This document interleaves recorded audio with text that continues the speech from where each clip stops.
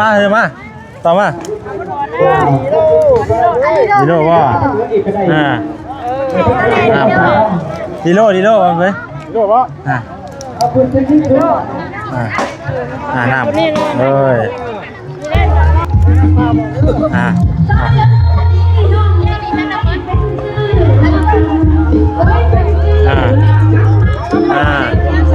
ไอ้ยังนอ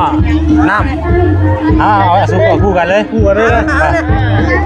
คนโลวะ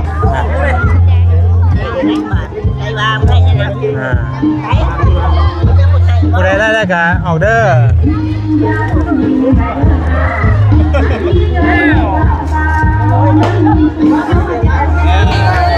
น้ำ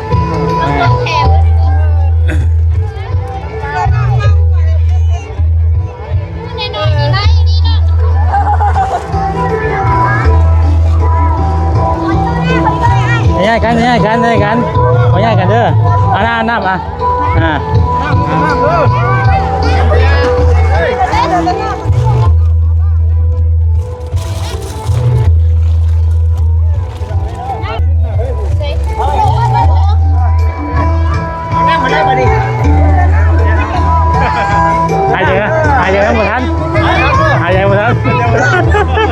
หายใจหมดทันเอาน้ำมาเดี๋ยวลูกเพิ่นเลยกินน้ำเด้อน้ำเย็นๆเด้อ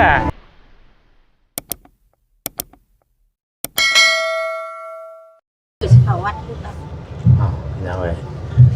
พอของตุ่มอีกแล้วบาทนี่เนาะเฮหอมบัดเฮหอมบ้านเลยเนาะเช้านี้เพิ่นขึ้นไปทางนั้นเนาะพี่น้องเลยตัวเต็มทางเลยนี่เนาะ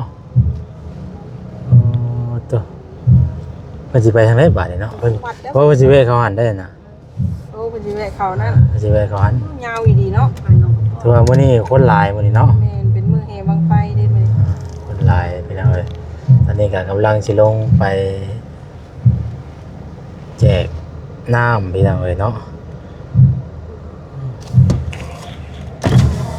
มันคนหลายแล้วด้านเจ้าไปบ่ได้ไปทางไม้บ่ได้บ่สิไปไหนนี่น่ะไปนี่แล้วนี่เพิ่นกำลังไปนะเพิ่นบ่ได้เพิ่นบ่ได้ว่าเจ้าชาเจ้านะเพิ่นบ่ได้เรียกพี่บ่จังว่าแล้วสิลงมาได้บ่ข่อยฮู้คือกันแล้วว่าเจ้าชาเจ้าหั่นนะบ่เป็นหยังเบิ่งก่อนโอเคเลยค่อยถามไปนี่ก็ชีวิตเด้บ่มันสิไปนี่ล่ะว่าน่ะมันสิต้องวัดบ่ฮะบ่เพิ่นไปพูดแล้วโค้งไปพูดอยากเพิ่นโค้งไปเข้าไปทางน้อยนะบ่เพิ่นไปเนาะเพิ่นสิไปนกกระป้อมนะเลยมันสิเข้าไปนี่เพราะว่าถ้าขึ้นมาแต่ว่าเต้นตะบิดเนาะมาแล้วก็มาเฮือนเฮามาเฮือนเขาเลยเข้าไปลงไปก็ได้มันเรียกอะไรดิเอาไปยังไงคนหลายเนาะแล้วก็บอกว่ายันว่าตากแดดถึงนะผู้นางอยู่ข้างหลังยามก็ได้ได้ก็มีผู้อันรอคิวเฮาอยู่เด้เฮ้ยเพิ่นเข้าอันนี้เด้ค่อยไปอันแหละคือว่าบ่ได้เบิ่งบรรยากาศนำกันไปเลยมือเพิ่นเนาะใจฮ้อนบ่ได้พี่น้องเอ้ยบ่มีฮอดอันกองเมื่อยรู้นะก็ได้ไปลำหน้านี่แหละลำหน้าเมื่อยอยู่ก็ล้ำล่ะให้มันแล้วดิ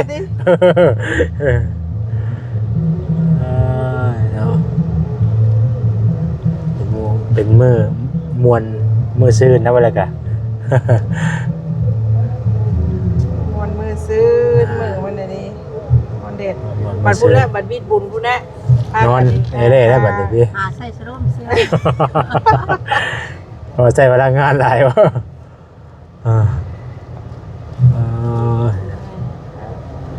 บังไฟหลายอยู่ว่าวันเฮาเป็นเนาะเพิ่นไปลายคนเพิ่นก็ม่วนได้ให้ชื่อว่าลายบ่ให้จุดลายจุดเพราะว่าเป็นวิธีเนาะที่เด็กน้อย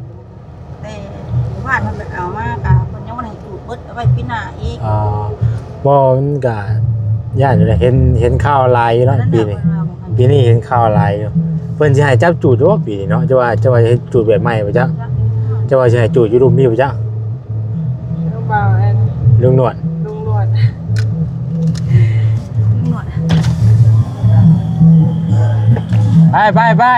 ไปดีเด้อลงวัดว่าโดยเอารถไทยซื้อกัน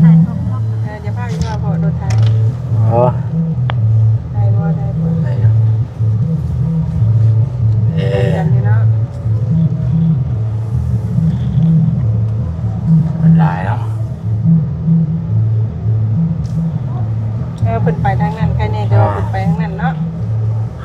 เฮาอยู่พี่บ้านหมอแคนเฮาคือบ่ พ ทัน อยแล้วบ่แค่พอยแล้วบ่ หมอแคนเริ่มบ่ไหวแล้วบ่จงเลย โอ้ยเอาไว้แล้ววันนี้นะหน้าแห้งก็ตุ๊กแต้วเนาะ โอเคเลยบ่ไหวเลยเนาะ หน้าแห้งตุ๊กแต้วติ ไปเดี๋ยวโอ้ มามีได้อยู่เดี๋ยวมาทางนี้ได้ กวงอยู่บ่ กวงอยู่ยังกวงอยู่ยังได้อยู่เดี๋ยวมาดอก ไป ยังไปบ่ได้ คนหลายคนก็หลายรถก็หลายเนาะ บุญไหนใช่ป่ะบุญ เนาะ เราใช้ โอ้ย อากาศร้อนได้นี่ถ้าว่าอาการบ่ร้อนนะเฮงนั่นได้นี่ แรง หา เลย สิขึ้นประเทศนะว่าเฮ้ยเขาลงมาไว้โหด เป็นยังหาหมองไว้ เอาบ่ไว้เด้นั่น บ่ไปได้บ่เนาะ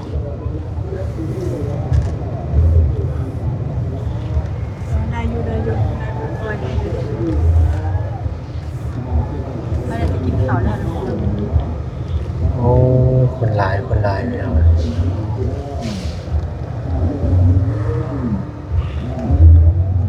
เมื่อคืนนี่ก็หลายบ่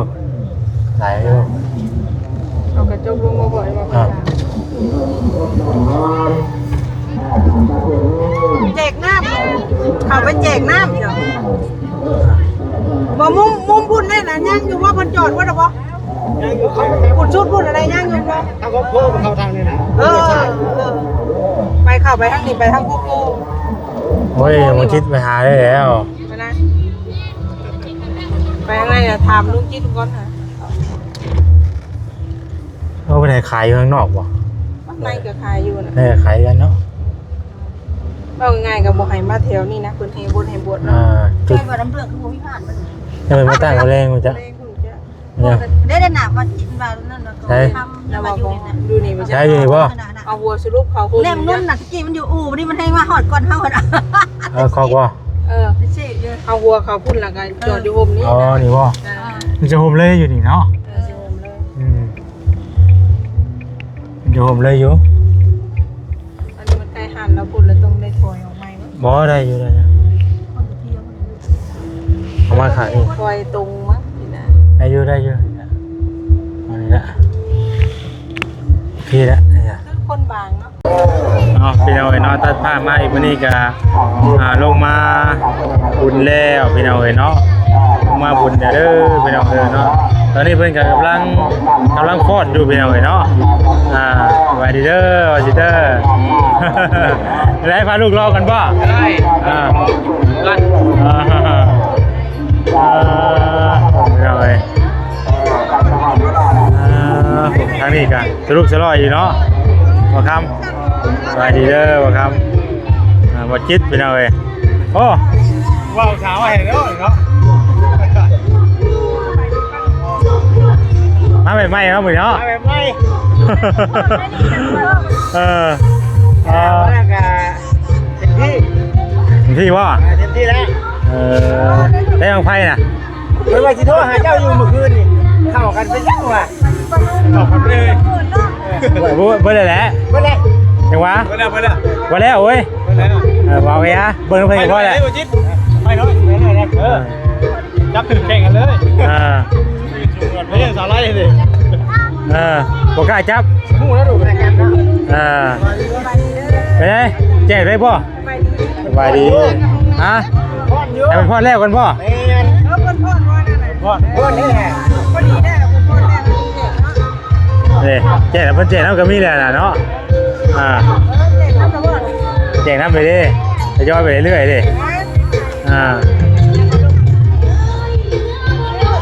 โอ้ผู้คนอยากเพิ่นก็อยากเนาะไปว่า ค่อยขยันกัน แจกไปนั้นเราไปยังเลยมันมีหลายคนอยู่ลงมาแจกน่ะ พูดไปเลยนะคุณ ฮะ ไอ้พึ่งอยู่2 คัน คุณเลยเขาเจ้าแจกคุณเลยได้ แจกจะบอกแจกกันเลยเมื่อคุณ เอาก็แจกแล้วแล้ว แจกเมื่อไหร่ แจกน้ำเลยแจกเลย บรรยากาศเลย ฮะ อันนี้ก็เขาแจกไปเรื่อยกันนะ แจกไปนี่หน่อยเนาะ มีผู้ใหญ่ใจดีเอาพักผ่อนจังโดยว่าสั่นรายการที่3เลยนะพี่น้องเลยรายการที่3เลยท่านประธาน มาบ่ทันจับเนาะ โอ้ โอ้ความหมายเขาจะ อ่า พัฒนาย่างเราจะเห็นเนาะอย่างที่พัก เอาไปหน่อยทั้งนั้นก็จะเป็นทางพอจันทร์เนาะเอ้ยแล้วก็มีทาง เราที่พัก โอ้หลายคนอยู่ไปหน่อยเนาะลงทานลงทานมีอะไร ไปหากินก่อนไปเนี่ยเราจะมาแจกได้ ว้าวว้าวว้าว ที่ได้ทานแนบแล้วจะต้องเป็นมือมาเด้อเพราะว่านักโฆษกติดสนิท ไปเฮากับไปนั่นพุ่นเลยไปแจกเครื่องเฮาแล้วก็จังเบิ่นไปมา ไม่ได้เป็นพ่อไม่ว่ากันเนาะเอาเป็นเอาไว้เนาะลงมือเลยได้บาทนี้เนาะเพราะว่าทั้งนั้นเพิ่นแจกแล้วเพิ่นแจกสิแล้วเพิ่นแหละเป็นเอาไว้อันนี้เฮาก็เริ่มทยอยแจกเลยก็ได้เนาะไปเข้าสู่ฮะ ได้ได้บ่เนี่ย ฮะ จ่ายไปน้ำได้บ่ จ่ายไปน้ำเลยแบบนี้เนี่ยมันจังบ่นั่นปานใด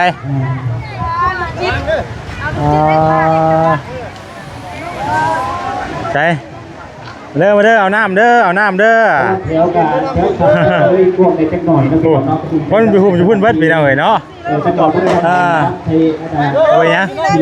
ไปนี่เลยแต่ว่าไงลังเด้อแล้วว่าไงลังเด้อ เอ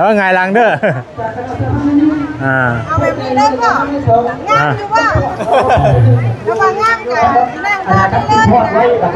โอ้ยแต่ไงลังแล้วไปป่ะ ตัวเขตสุขุมวิทเขามีน้องอาจารย์น้ำ มาเอาน้ำเด้อส่วนหลายคนหุ่มทั้งนั้นเนาะเพราะฉะนั้นเพื่อนกับมามันจะมวยชนกันไปได้เด้มาเอาเท่าละหน่อยนะมาเอาน้ำเด้อน้ำเย็นไป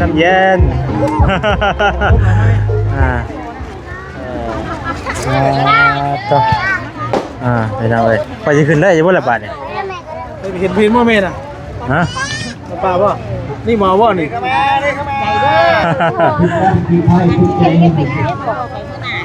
เท่าผมมีโอ้มามา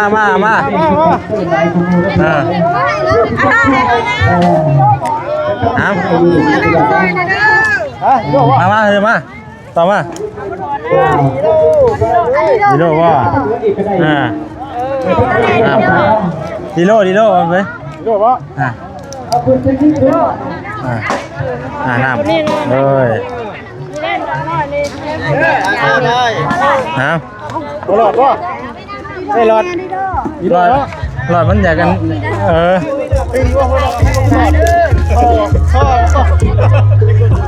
ฮะ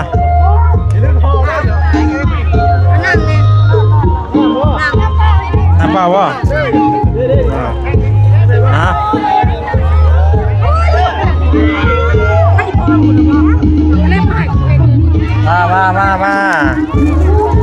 มาน้ำหน้าก็ดีโลเลย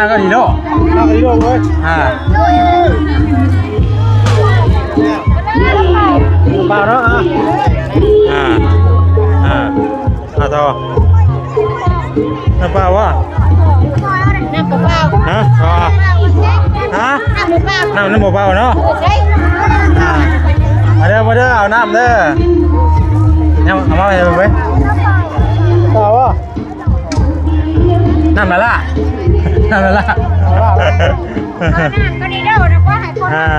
เอาไปทำไมเพื่อนกำลังมาเนาะกำลังมาหุบมาเลยเอายาละซองแปลว่าเอาน้ำซองน้ำโลนึงสินะมาเดี๋ยวมาพอเด้อ ต่อมาตลาดถ้วย มาตั้งถ้วย มากินเนี่ยเราพี่พลาดมาตรงใหญ่นะ ใส่กันมากระลางยากินดิน้ำเปล่า2 ขวดน้ำเปล่า2 ขวดมาเอาทอน้ำนี่ทอเอาดิโดเดี๋ยวให้เอ็นนึงเอง อันนี้ด้วยมาไอ้วันนี้แล้ว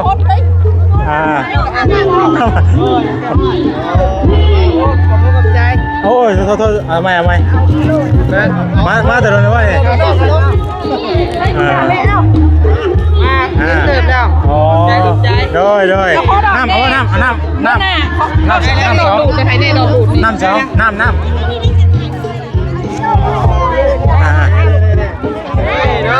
มีบนจับมาบ้านนี้เนาะ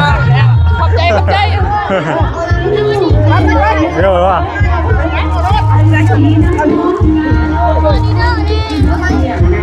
บอดี้โลทอง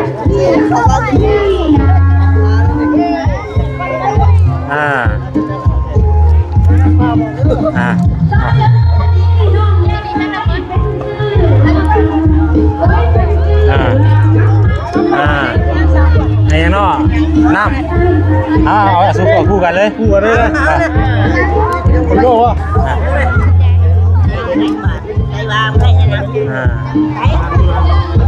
ผู้ใดได้กันออกเด้อ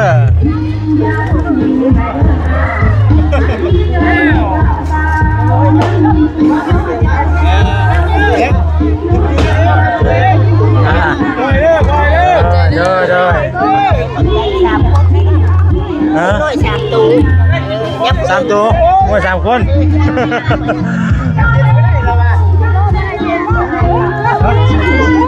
เฮ้ยได้วันบ่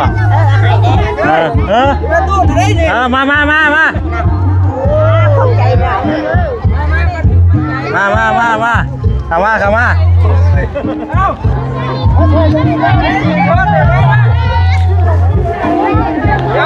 เดี๋ยวช่องมาน้ำมือแล้วอันเตือนพ่อไอ้พ่อยพ่อ เอาเนาะเย็นเลยวะ พ่อยอันเตือนน้ำเย็นพ่อเชน ฮะ คู่เลย เฮ้ยอันนี้โลไอ้เพิ่นเนี่ยละอากาศมันกำลังร้อนพี่น้องเลยเนาะเอาคิวอยู่ค่อยๆเด้อค่อยๆค่อย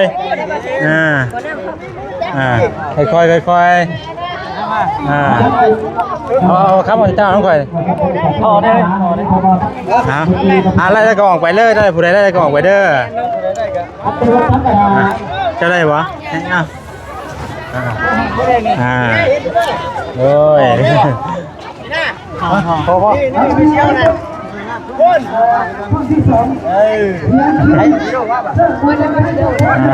้าวจะรีบหากล้องก่อนเอามุมสูงเข้าไปเลยเจ้าไปเลยบุไรเนาะไอ้เจ้าใจเย็นขึ้นได้หรือเปล่ามาเซนใจช่วยได้เด้อเอาเคลียร์มาได้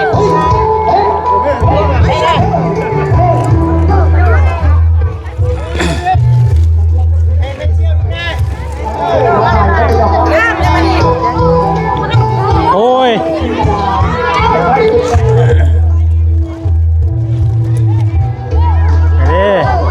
เอาตัวไหนเอาปั่นกันเด้อไปกันเด้อ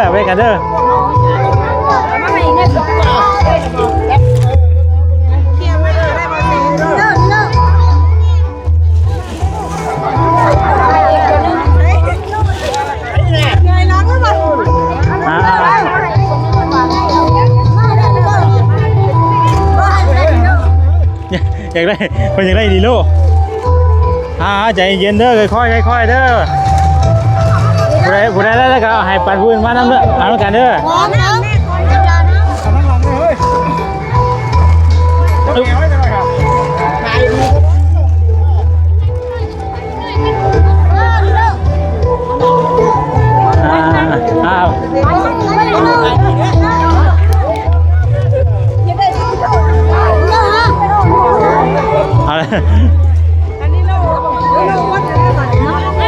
มันหลายค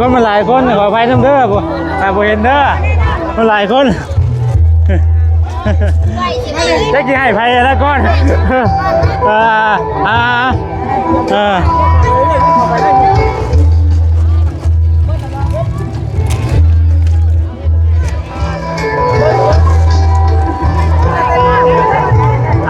เดี๋ยว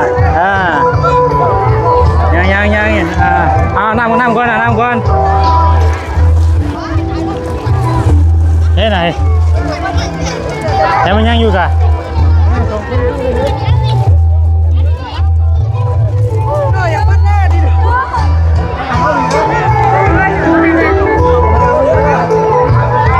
เอาไปกันไป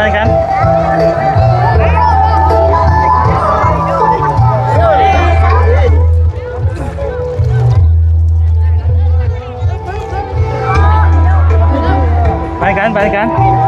เด้อเย้ไปละเด้อเดี๋ยว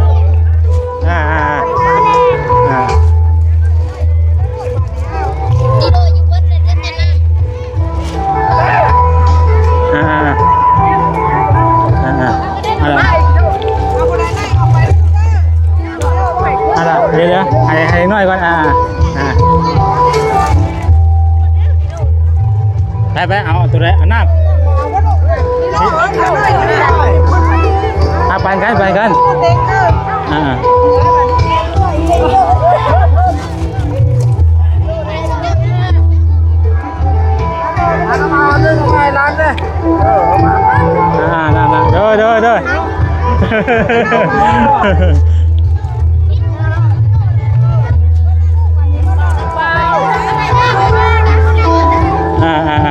ไปกัน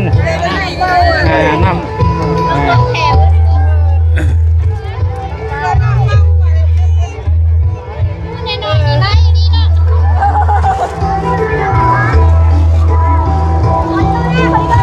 ง่าย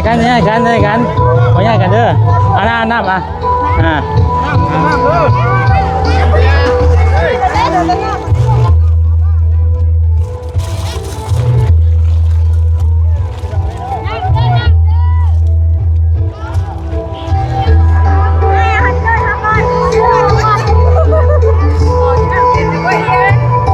เห็นว่า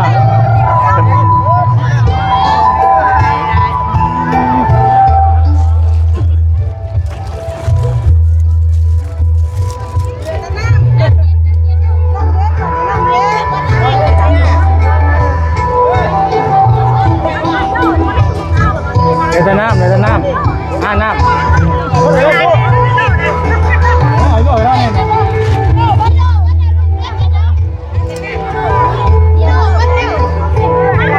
น้ำไปกันน้ำมากินน้ำมา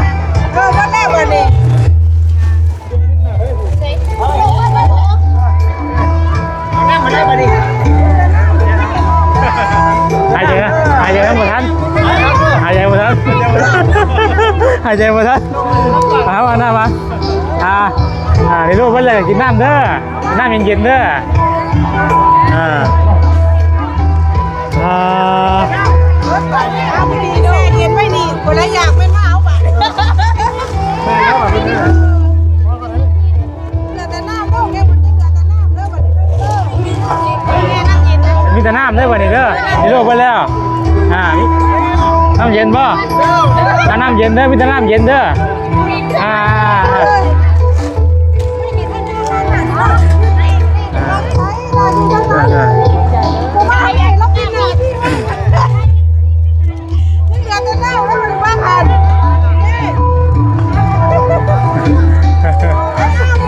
มาผู้ใดเจ้าหน้ามาเด้อเอ้าคือวิ่งว่ะดิเนาะมาไม่ได้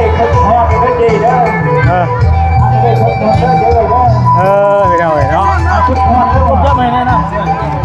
คนแก่ใหญ่แล้วแบบนี้ผู้ใดกินน้ำมาเด้อผู้ใดกินน้ำเด้อผู้ใดกินน้ำเย็นมาเด้อดีโลกไปแล้วนี่จะน้ำเดี๋ยวจะน้ำเย็นเด้อดีโลกขายดีกูมูเพื่อนแหละมาพอได้กินน้ำเย็นเด้อน้ำเย็นห้อนมามี่ดีโลกไปแล้วอยู่จะน้ำเย็นดีโลกไปแล้ว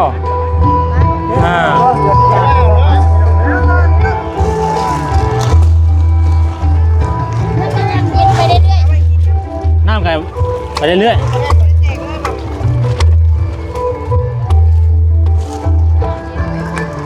มามีแต่น้ำเด้อแจกไปเรื่อยโอ้น้ำนี่มาบานได้น้ำอีกเนาะฮะ ให้ลองดูไปเลยนะเอ็ดตัวเนี่ยก็จะเข้าใจกันดีกว่าครับ เดือดแต่น้ำเด้อเดือดแต่น้ำกูแจกอยากกินที่กันไปเอาไว้แล้ว เดี๋ยวไปเดี๋ยว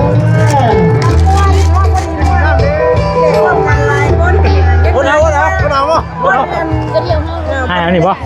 หายอันนี้ป่ะ เขาว่าจะให้กับกิน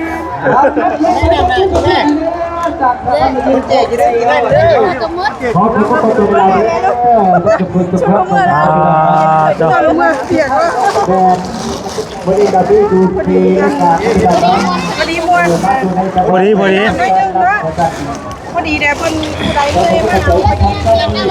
โอ้ อย่าเบิ้ลแล้วบ่วันนี้ อาจารย์ ยังเดือดแต่น้ำเด้อ ให้ธรรมดา น้ำเย็นนี่ลูกขายดีเนาะโอ้ขนาดเลยยังเดือดแต่ แล้วก็ชุ่มโยน้ำใจ น้ำเดือดแต่น้ำเย็นเด้อน้ำเย็นน้ำเย็นอ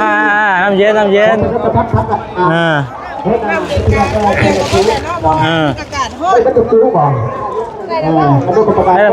ก่อน กาบมันห่อนแห้งเนาะ ก็ได้สัมผัสก็เป็นอะไร ฮะ อาจารย์โคดา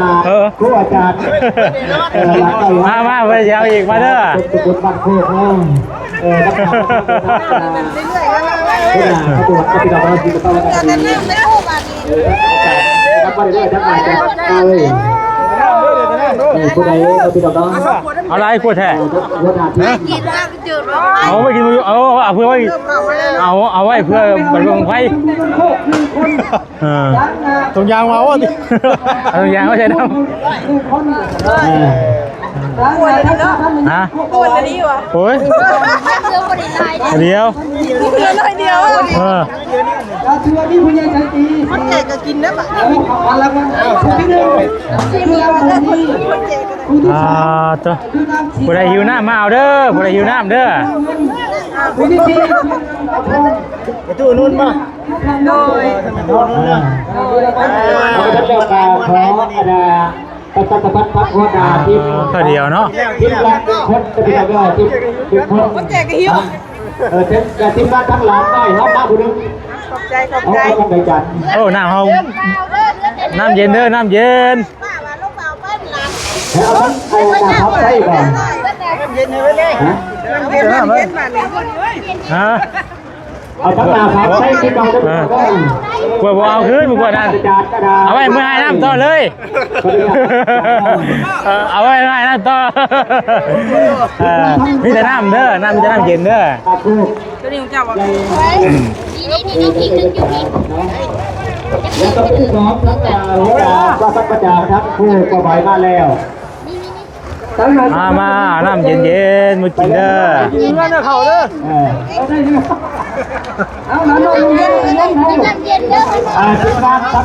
หัวดา ฮะสิบ่ได้ยังบ่ได้มาน้ำโดย หัวดาเอาที่พูดจะเป็นเราขออนุญาต มีเลี้ยงน้ำหนักไม่ใช่อ๋อไม่ใช่จะเมียตัวเองโอ้ เขาขออนุญาตจะ เย็นๆนะครับให้แต่น้ำเย็นเด้อเอ้ย เขาอีกคน ครับแม่เอาว่าน้ำเย็น น้ำเย็นกันเลยเบิ้ลน้ำโอ้เด้อน้ำเย็นกันเลย โอ้เนาะ เปลี่ยนแนวเปลี่ยนแนวเลย มันเบิดแล้วได้ โอ้ย คือชูแค่น่ะ อยากขึ้นใครมาขี้มาขึ้นอยากไหล ก็เป็นนักพิจารณาการที่มีทั้งการผู้ใหญ่ใจดีแต่ที่ได้มีพอความวัดต่อไปแล้วทำงานช่วยกันเขาในพระพรในพระวรรณคดีนะ อันนี้บ่แจกว่าไปบ่เรียกว่าอะไรไปกินบ่ เขาไม่ได้ขาดว่าบักดาลายตาต้องไปยอมน้องเอาปฏิการจัดขอประชา ต่อพอเนาะพอ พอชั่วโมงเนี่ย โอ้ยก็เดียวแจก ปฏิการบอกเขาเป็นคนวัด ถ้ามาปีกายอยู่บนเจ็บก็ว่าอยู่บน หลายคนหลายคน เอาไปเอาเลยเนาะยังเดี๋ยวพอหลายขวดบันไดเนาะนี่ประมาณ10ขวดทราบป่ะน่า20ขวดป่ะน่า20ขวดไปกินน้ำไปเอาเลยเนาะคือว่าเบิดแล้วเบิดแล้วเบิดแล้ว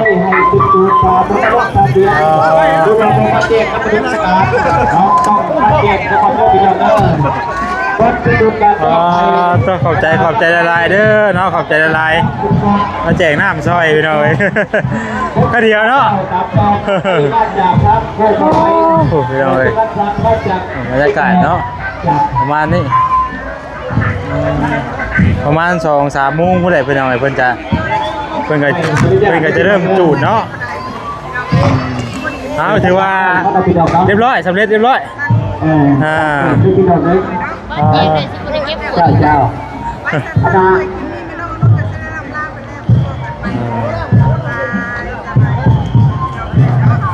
มีแต่น้ำเย็นดีโน่เบิดแล้ว มาทั้งอะไรเรื่อยเรื่อยเขาตั้งให้อีกฝ่ายจะต้องได้เพราะว่าทั้งอากาศมันร้อนมันเอาเนาะเอาประมาณนี้แหละพี่น้องเนาะถ้าที่ตามเบิ่งวันนั้นเป็นจูดบังไฟบัดนี้พี่น้องเดี๋ยวว่าคันตอนแจกน้ำ ประตูจะเข้าให้เขา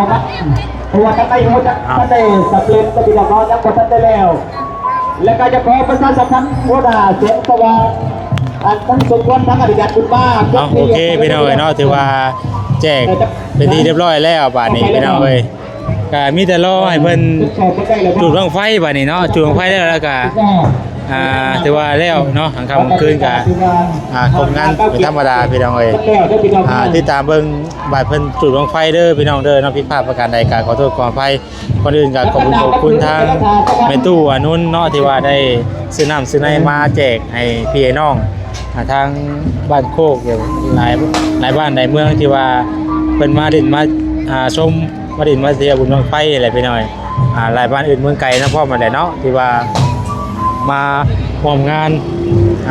นบุญบังไฟในปีนี้พี่น้องก็เขาให้โชคดีว่าสุขุสุขคนเด้อพี่น้องเด้อเนาะเดินทางไปยังมาใส่กันเดินทางทุกคนตลอดปลอดภัยเนาะอยู่ดีมีแห้งว่าสุขุสุขคนพี่น้องแล้วกายทางไม่ตู้นั่นอยู่ดีมีแห้งเนาะผู้ชมทุกคนเด้อพี่น้องเด้อเนาะตามใจจะทำลายไปก่อนแล้วเนาะสบายดีเด้อพี่น้องเด้อ ขบวนเทวุฒิเทบวนกำลังเคลื่อนเข้ามาทั้งดาประตูเรวดา